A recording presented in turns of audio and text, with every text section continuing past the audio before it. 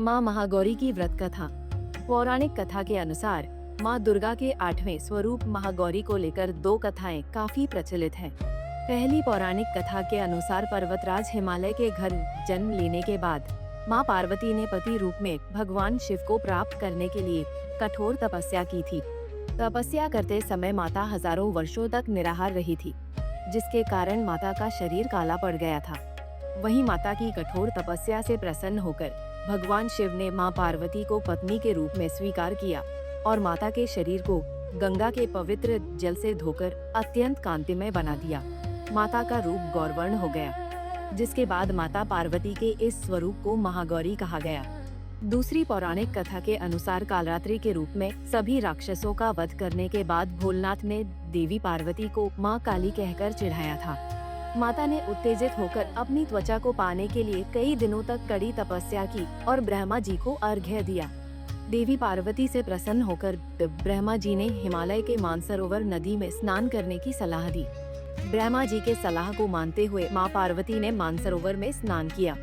इस नदी में स्नान करने के बाद माता का स्वरूप गौरवर्ण हो गया, इसलिए माता के इस स्वरूप को महागौरी कहा गया। तो चलिए आगे जानते हैं नवरात्रि के 8वें दिन यानी महाअष्टमी के दिन महागौरी का पूजन कैसे करें।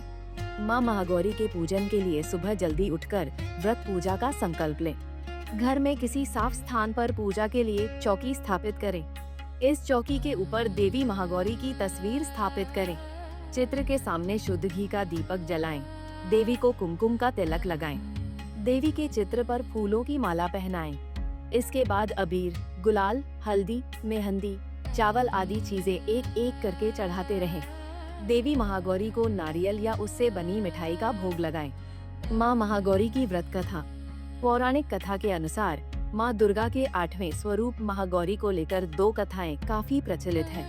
पहली पौराणिक कथा के अनुसार पर्वतराज हिमालय के घर जन्म लेने के बाद माँ पार्वती ने पति रूप में भगवान शिव को प्राप्त करने के लिए कठोर तपस्या की थी। तपस्या करते समय माता हजारों वर्षों तक निराहार रही थी, जिसके कारण माता का शरीर काला पड़ गया था। वहीं माता की कठोर तपस्या से प्रसन्न होकर भगवान शिव ने मां पार्वती को पत्नी के रूप में स्वीकार किया और माता के शरीर को गंगा के पवित्र जल से धोकर अत्यंत कांतिमय बना दिया।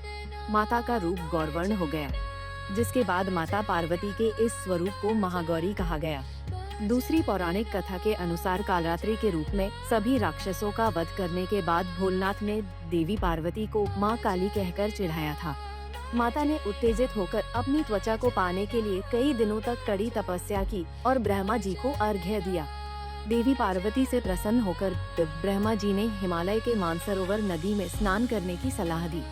ब्रह्मा जी के सलाह को मानते हुए माँ पार्वती ने मानसरोवर में स्नान किया। इस नदी में स्नान करने के बाद माता का स्वरूप गौरवर्ण हो गया, इसलिए माता के इस स्वरूप को महागौरी कहा गया। तो चलिए आगे जानते हैं नवरात्रि के 8वें दिन यानी महाअष्टमी के दिन महागौरी का पूजन कैसे करें। माँ महागौरी के पूजन के लिए सुबह जल्दी उठकर व्रत पूजा का संकल्प लें। घर में किसी साफ स्थान पर पूजा के लिए चौकी स्थापित करें। इस चौकी के ऊपर देवी महागौरी की तस्वीर स्थापित करें। चित्र के सामने शुद्ध घी का दीपक जलाएं। देवी को कुमकुम का तिलक लगाएं। देवी के चित्र पर फूलों की माला पहनाएं। इसके बाद अबीर, गुलाल, हल्दी, मेहंदी, चावल आदि चीजें एक एक करके चढ़ाते रहें। देवी महागौरी को नारियल या उससे बनी मिठाई का भोग लगाएं।